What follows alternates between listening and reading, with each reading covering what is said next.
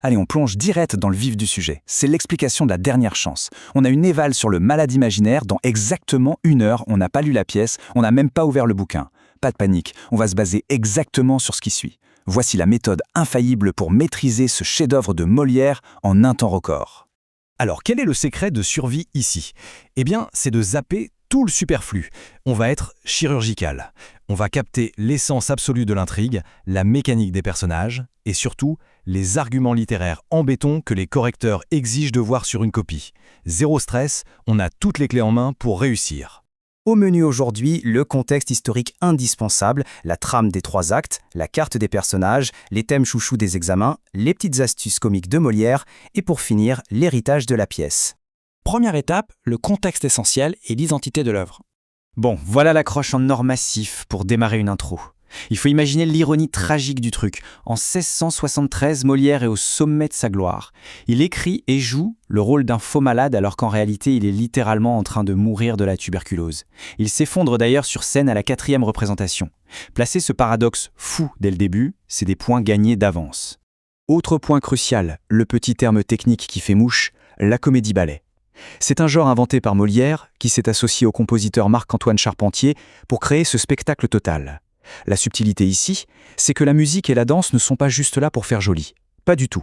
Ce sont des intermèdes comiques qui font vraiment avancer l'intrigue. Un concept à caler absolument dans une analyse. On passe à la suite. L'intrigue décortiquée en 3 actes. Comment en faire illusion devant le prof si on n'a pas lu le texte? C'est simple, c'est une mécanique d'horlogerie. L'acte 1 pose le problème, Argan est un tyran domestique qui veut forcer sa fille à épouser un médecin. L'acte 2, boum, c'est le chaos des déguisements, avec l'amoureux qui débarque en faux prof de musique. Et l'acte 3, eh bien tout se résout par le théâtre lui-même. Une fausse mort, un faux médecin et une cérémonie complètement absurde. L'arc narratif est super clair. 3e grosse partie, la cartographie des personnages. Au centre de cette maison, c'est un vrai champ de bataille en triangle. D'un côté, on a Argan, le pilier, complètement aveuglé par son hypocondrie.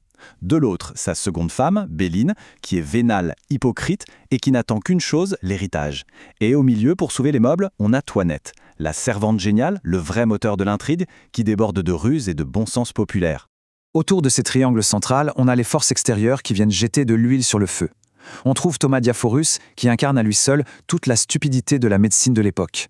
Face à lui, la force de la vie avec Cléante, l'amoureux plein de sincérité. Et n'oublions pas Bérald, le frère d'Argan, qui est là pour jouer la voix de la raison implacable. C'est lui qui essaie de réveiller notre malade. Allez, on avance. Section 4, les thèmes clés à ressortir pour l'examen. À vos surligneurs mentaux. Le vrai cœur du conflit, ce n'est pas juste la maladie contre la santé. Non. C'est un choc frontal entre 2 mondes. D'un côté, l'autorité terrifiante et dogmatique de la médecine du XVIIe siècle, qui ne jure que par le latin et les saignées à la vole. Et de l'autre, le pouvoir libérateur du théâtre. C'est dingue quand on y pense, mais c'est par l'illusion, les déguisements et la musique qu'on arrive à faire éclater la réalité face à l'ignorance pompeuse des médecins. Et là, c'est le moment d'être super stratégique sur la copie. Il faut expliquer que la maladie d'Argan, au fond, c'est un mécanisme de défense. Ça lui donne une identité sociale et un pouvoir domestique absolu pour cacher sa peur viscérale de la mort. Parallèlement, l'œuvre tacle le patriarcat, le mariage forcé, l'omniprésence de l'argent et surtout le pouvoir du langage, ce jargon impénétrable qu'on utilise juste pour écraser les moins éduqués. 5e partie de notre cours de rattrapage, les fameux procédés comiques. Mettre ces termes précis sur la table, c'est la formule magique pour briller. La pièce tape dans absolument tous les registres de l'humour. On a le comique de geste avec la farce physique, les courses-poursuites et les fameux lavements. Le comique de caractère parce que l'obsession d'Argan frise la folie. Le comique de mots avec ce charabia médical ridicule. Et bien sûr, le comique de situation avec son avalanche de déguisements et de quiproquos. Mais là où le génie de Molière frappe le plus fort, c'est avec le concept du théâtre dans le théâtre. La rationalité pure ne marche pas avec Argan. On ne peut pas raisonner quelqu'un de terrifié. Alors comment on fait? On utilise des stratagèmes. Quand Toinette enfile une robe de faux médecin, ou quand Argan mime son propre décès pour espionner sa femme, c'est le faux qui permet de révéler le vrai. C'est l'artifice théâtral pur et dur. Allez, on tient le bon bout. 6e et dernière étape, l'héritage historique.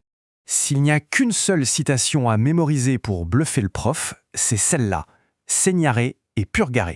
Saigner et purger. C'est du faux latin, ça vient du serment burlesque de la scène finale, et ça synthétise avec une force incroyable tout le mépris de l'auteur pour ses soi-disant savants, des charlatans qui dissimulent leur incompétence totale derrière des mots qui sonnent bien. Et pour finir en beauté avec une conclusion qui marque les esprits, on peut laisser le correcteur sur cette réflexion provocatrice. Pourquoi cette comédie nous force-t-elle à rire en plein visage de la mort? Eh bien, parce que c'est un ultime pied de nez à la fatalité. L'œuvre sublime nos pires angoisses existentielles pour en faire un spectacle éclatant et libérateur. Voilà, avec tout ça en tête, l'évaluation dans 1 heure devrait être une promenade de santé, un sans faute garanti.